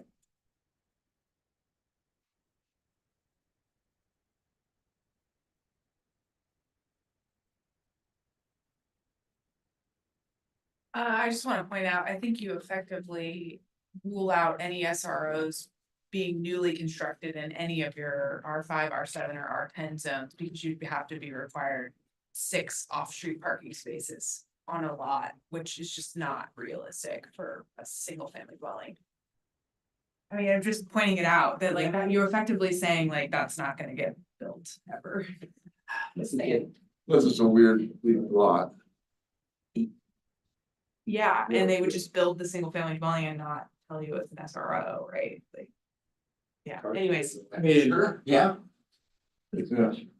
can we say that the parking is, you have to kind of apply for a conditional permit for if you want a variance from the 1 per unit, 1%. There's a variance. You could always get a variance, yeah. People come do that. The prescribed method is, 1 per unit. And if someone has an unusual circumstance and they want to go the alternative method, they can apply for the variance. We just know, if you're a neighbor to one of these, let's say it's 8 and you have 8 cars, you could have some not so happy neighbors, they complain about it, city, how'd you allow this to happen? Well, we didn't know about parking, and then they storm the council, how can you allow, wonderful things that we see. Extra property value. Doing that, this. Yeah. Yeah, we have the zoning map paired with the aerial photo. So up here, it's nice. Go ahead. Here.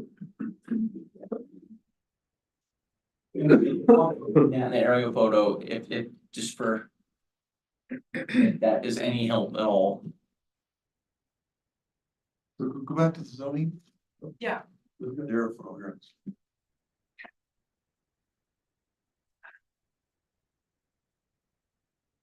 Well.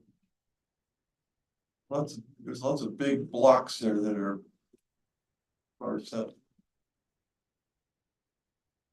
Big enough to do something like that, right? And have the parking. There's some here and there. Yeah, it makes conversions nearly impossible. Yeah, I think so. I agree with that. Let's say a big lot, a small house. And we need to convert them that. Small. Okay, building conversions.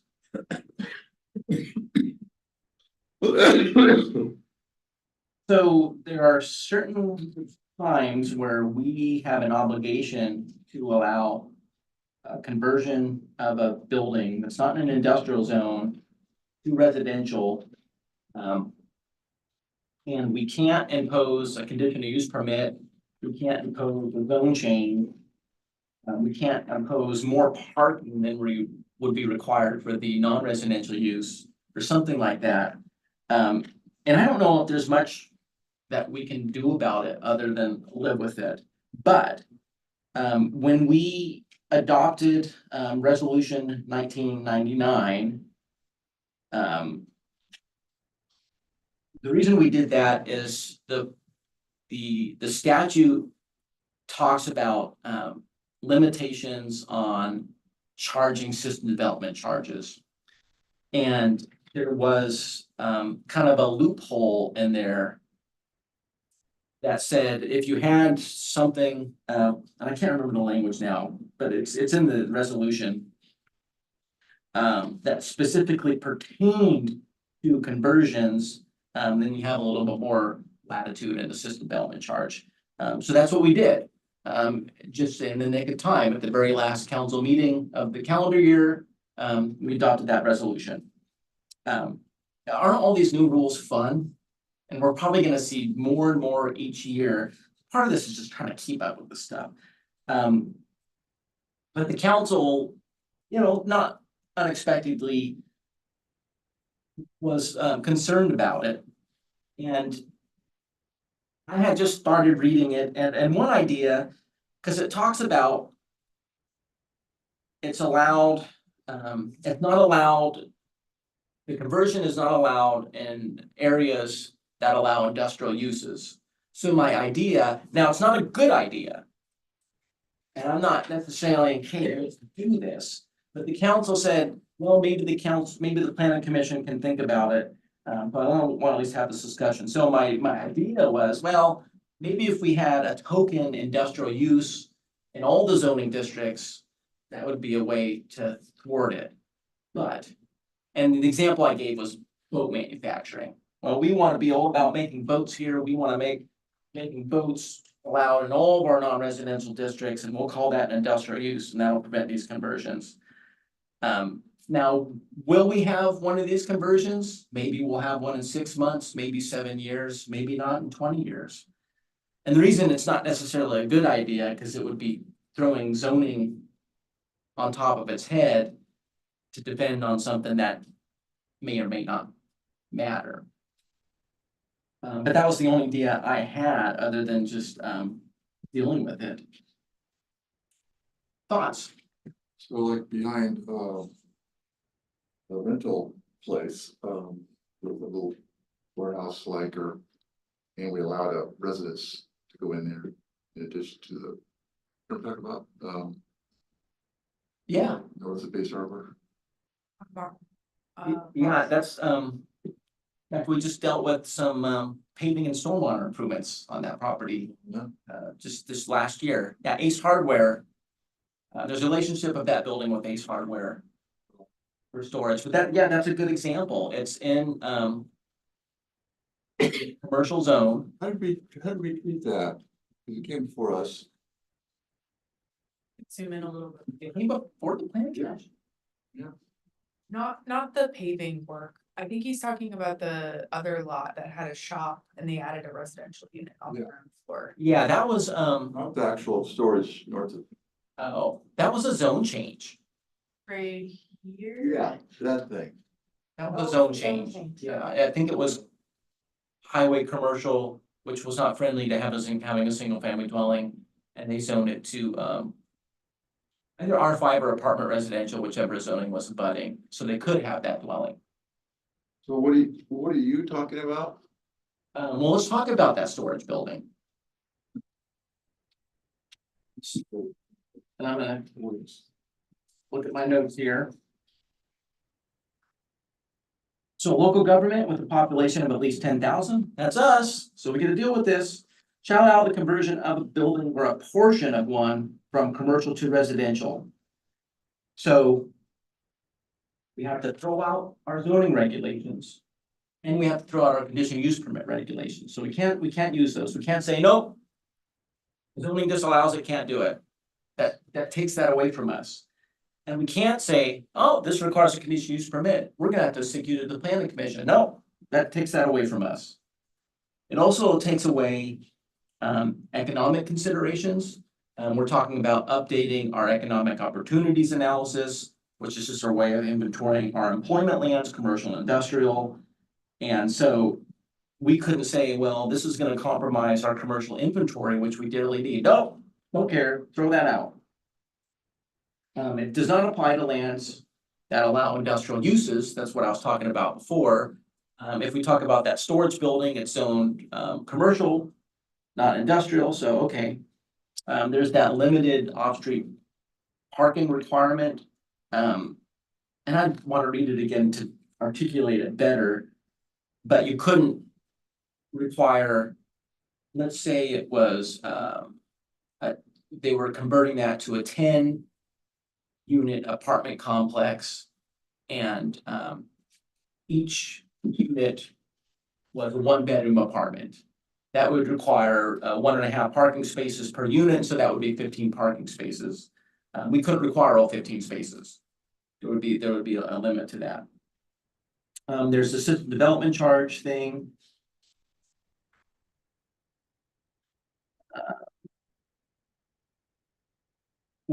But you can't allow it on properties with inadequate utilities, steep slopes, floodplain, or other natural hazards. So if it was in a floodplain, it would take that out.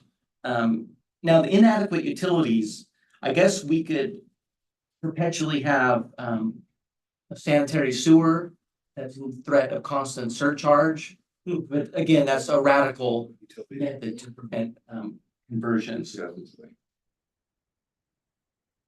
So the idea is that I think it's targeted at converting office buildings in large cities. But we all get to deal with it and, someone. Hotels. Yeah, hotels, yeah. Jails. Now, there's still building code requirements, and that would probably be, in this case, a huge thing. So you're gonna get sick of hearing this from me, but the historic district with commercial property. Why? I think it does. But it doesn't, it wouldn't allow you to tear the building down. You could take the old ice house and renovate it into residential on the interior, but you can't rip it down and put up. There's nothing to stop anybody from ripping any building. Well, that's true. But yeah, this is about conversion. You're- But if you tear it down, you don't get the conversion clause. No. And like you said, I think it's been for cities where they've taken some like plants, manufacturing plants, you convert them into loft, residential things. Or you've got, Oh, you've got yeah. offices where everyone's gone remote, Yeah. everyone's coming back. Yeah. Turn it into apartments. Doesn't seem to apply on little, small town. I mean, the 10,000 mark seems to be really off the mark. Yeah. But here we are. Yeah, here we are. What could have been a much bigger city and died down to one time, had a lot of buildings. There's another conversion opportunity that applies to all cities regardless of size. And it's a little different. It's allowing affordable housing, including building conversions on property, on public property.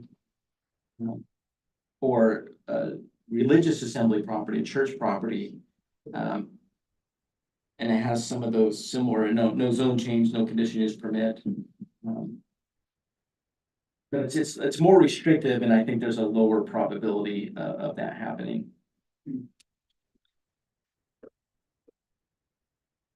And we'll probably need to reference the conversion stuff in the development code. I don't know how yet. But I want to at least talk about it because it's, legislation we're dealing with. I'd like to see it as tight as legally allowed to go.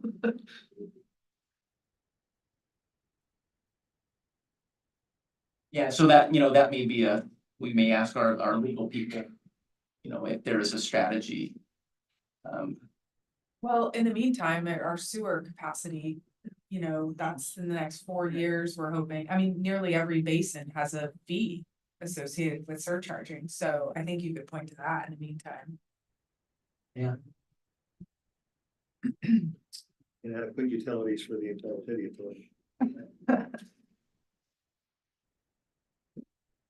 You use restroom. So that's all I had. Counselor Gunderson is missing some exciting stuff tonight. Well, I think as far as historical buildings go, the upside is that to the degree that anyone would, it makes it easier to adaptive use historical buildings. Would anyone do that? I don't But know. it does nothing for bringing people downtown. No, or- it doesn't. That's a separate issue, for sure. No, it isn't good. But it's not throwing away all your tools.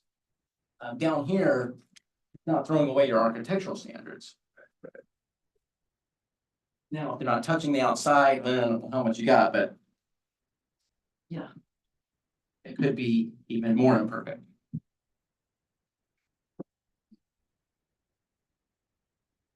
No. So we're gonna be working on these and bringing them back to us to chew on some more. Yeah, I wanted to just get some feedback, and then maybe we'll have more in February, kind of have to see how things go. There, some text is already written up. And the idea is to have that dialogue in March. Get the council's blessing at a subsequent council meeting, because the council has to bless any kind of legislative action. And then do it. Go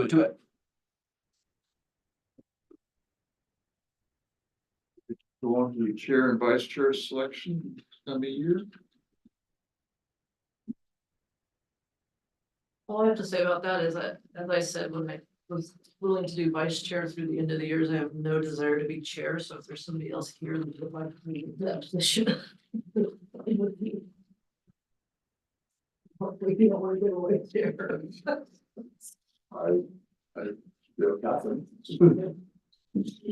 Jennifer, have you in your vice chair role had to run a meeting? No, I'm terrified of. You really lucked out. I know. Vice chair, for like 1 year. Let's would never give it up. No. That's Al would. Yeah, and one of my true concerns on it, besides being terrified to have to run a meeting, is that I do travel too, so there may be times when I'm out of town and.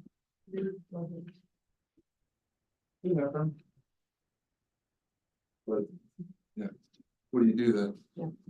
We wouldn't have a forum. That's true now.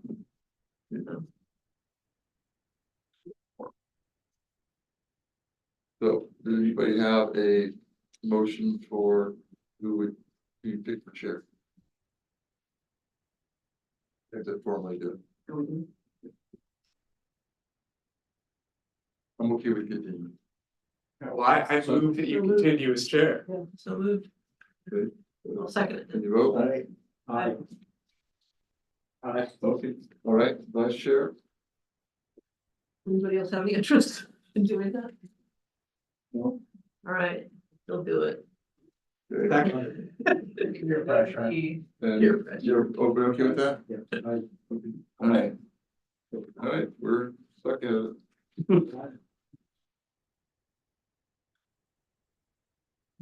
Well, I guess if both of us aren't here, then someone else would have to take the role. Run me, it goes to that for a while. Yeah, it's addressed in the code, and it might be the senior member or something. It's happened once. Okay, all right. Any questions or clarification on the planning director decisions? That's email.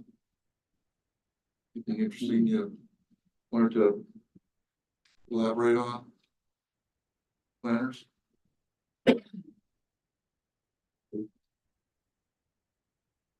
Activity report for December, did you want to talk about that? I forgot to look at it to remember what was in there. That's all right. I have an FYI item. Okay. I mean, it could be covered in the planning department activity report too, so I have a handout here. One, pass it down.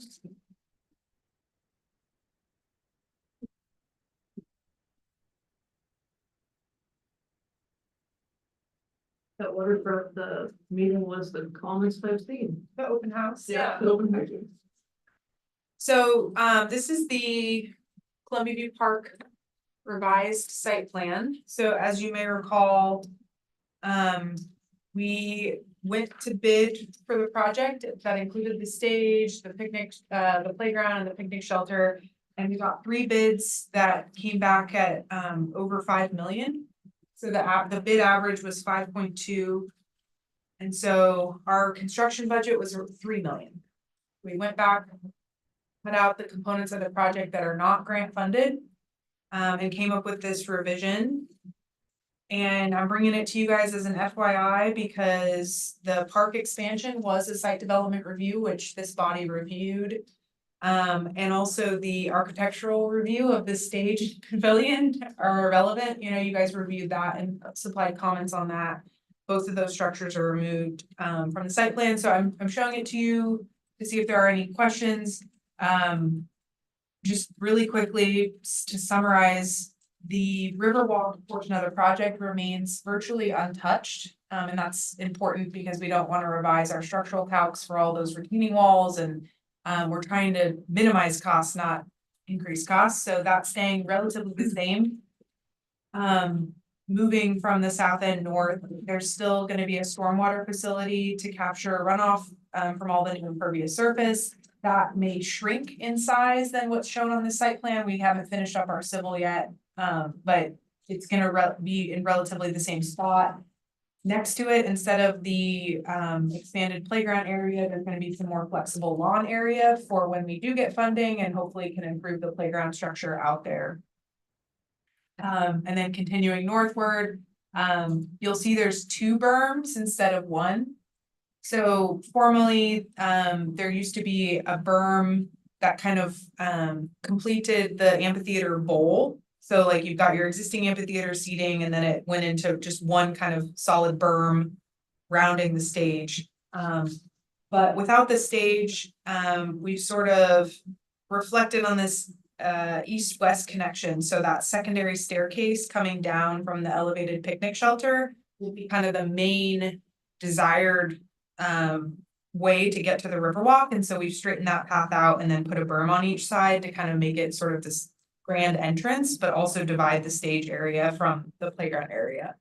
And if you don't remember what I'm saying when I say berm, it's just kind of an elevated grassy knoll that you can. What's the elevated picnic structure where it says relocated dog statue and those? So the elevated picnic area is still there. It's just next to the playground. Yeah, that's what I was wondering. Yes, that's not being touched. So I have a question because one of the old times were near and dear Yeah. to the TAC committee, and so I'm glad to see that basically the bones of the plan are still there, extending the park, raising or lowering, wherever it is.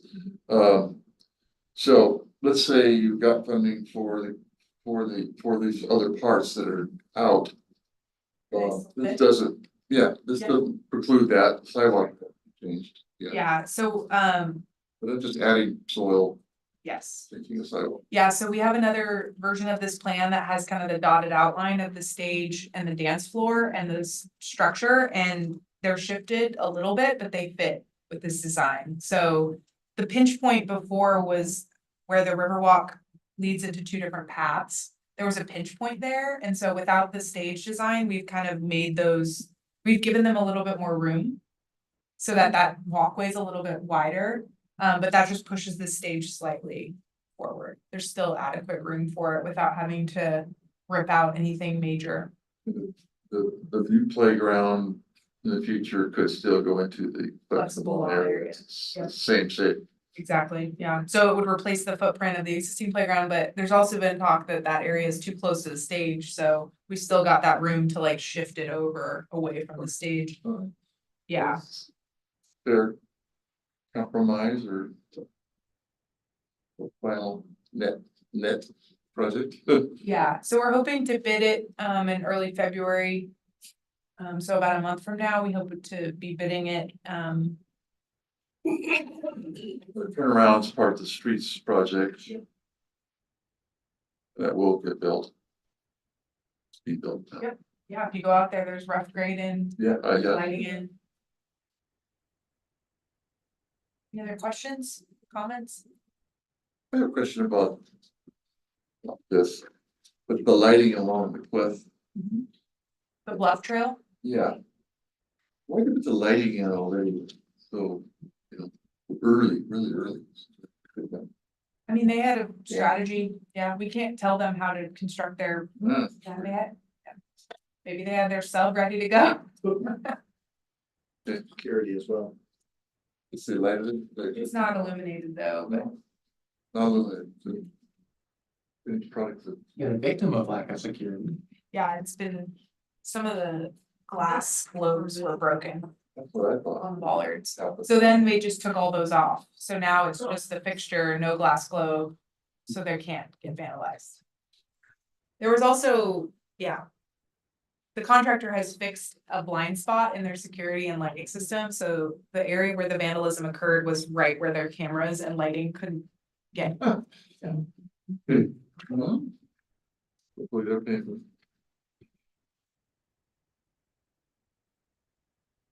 That's all I have. So wait, when did did you say? February? We constructed, what's the schedule? So February to March, we'll have bids in hand in March, notice to proceed will be in April, and then a 1-year construction. The 13 nights would be somewhere else. Yeah. Then, the stage change. Okay. All right. Proactive, I did have, nothing on architectural standards, but I felt really optimistic with the vacant storefront, discussion at the joint meeting. And, sounds like they want to work with us. The mayor said he would ask, Main Street? Main Street, thank you, I went blank there for a second to jump in. I had a short conversation with Aaron, the president, regarding that, us working together. I'm wondering, because I believe this will be a very controversial issue, how do we get to have a committee outside of just the planning commission, like if we had a citizens committee to discuss the process? Just have an ad hoc committee. We've had a variety of ad hoc committees in the past. For example, many years ago, you remember the Sultana? There was that old pirate ship that the city was considering purchasing when the Pirate Festival was a thing. So there was a committee, ad hoc committee formed for that. It's just like when we have ad hoc committees for transportation systems plans. I think it's appropriate there, instead of just a proactive committee of 3 people in the middle of the meeting, I think it's appropriate to have, because I do think we're gonna run into a lot of testimony, a lot of discussion, and it's going to be very controversial, so I'd like to propose that we form that committee as a starting point. That's staff, The ad hoc committee. Ad hoc committee. that's staff, That would be a question. yeah. She asked if it was staffed. It changes how council and staff can. You know, if it's informal and there's no minutes and it's not recorded and it's not in this, you know, there's differences, so. Maybe we should think about that.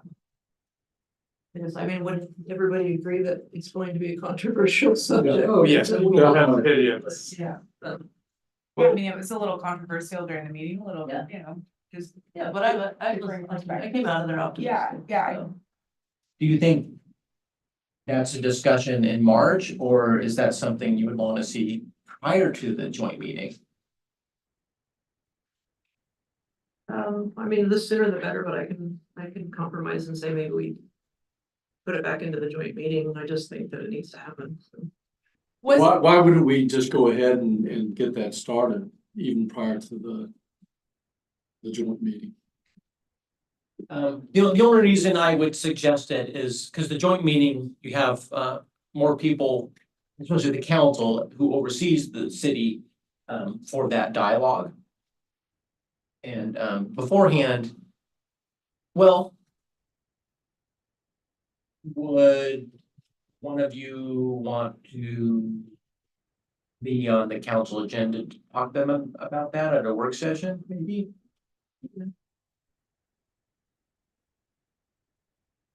So.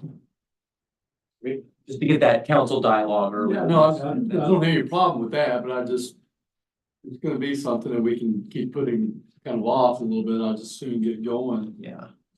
To be able to do that, but I agree completely with you, Jennifer, that, you know, I do think we need to have more involvement from people in the city. Looking. Was the idea that Main Street come back and give a presentation at the next meeting? I feel like that's what I remember, or Main Street would come to the joint meeting, isn't that? I think that they would come That was my as a partner in the effort. For information. What it says in the notes. Help shape an idea or how to move forward. And maybe I coordinate with Aaron from Main Street and we do a joint presentation to the work session. Yeah, that would expedite all the things, yeah.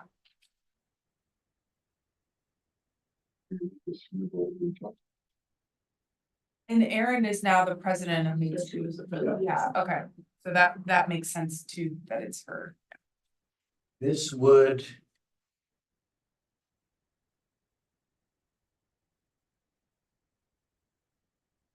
Question, would we want to try to get it for the 17th or February 7th? You can do either, so it'd just be. Yeah, the 17th. Because we want to talk to John, and John, there's so many things going on. Okay, so the 17th might be pushing it. But the 7th, you know, there's plenty of time to get there. February 7th. And if you get your presentation in the packet, the deadline would be like the 31st.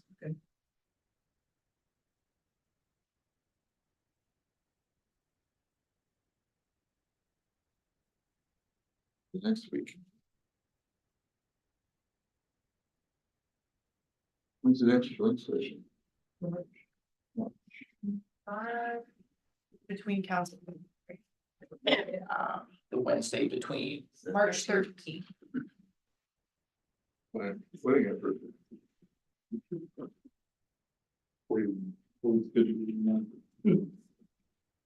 Hey, Rob, can you remind me when when does your leave start?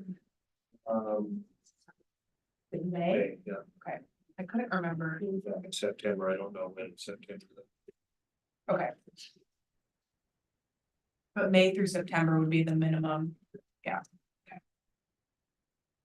think the one thing just on that note kind of is us actively trying to recruit planning commission members is a big part of filling those spots. So. Yeah, that's true. We all need to think about that and who we might. It would be valuable to the commissions. And were you thinking about getting a temporary person for his time out? So we were He talking. said he would fill in. and- I'll stay until the position's filled. We need to fill that first, obviously, probably, and then fill Russ's. There may even be some meetings during that time period I can attend virtually. It's just a matter of whether or not I've got internet coverage. We're gonna be way out in the middle of nowhere for a while. And the next deadline for planning commission applicants is January 19th. January 19th. So that's coming up. Kathy hasn't sent anything, holidays, wouldn't expect to Sometime. get something. But maybe in for 2024, there's people, New Year's resolution to get involved or something. There's some other committees we can steal people from already familiar with the city. Coaching planning commissioners, that'd be interesting. They stole planning commission, so the council stole planning commissioner. Fair.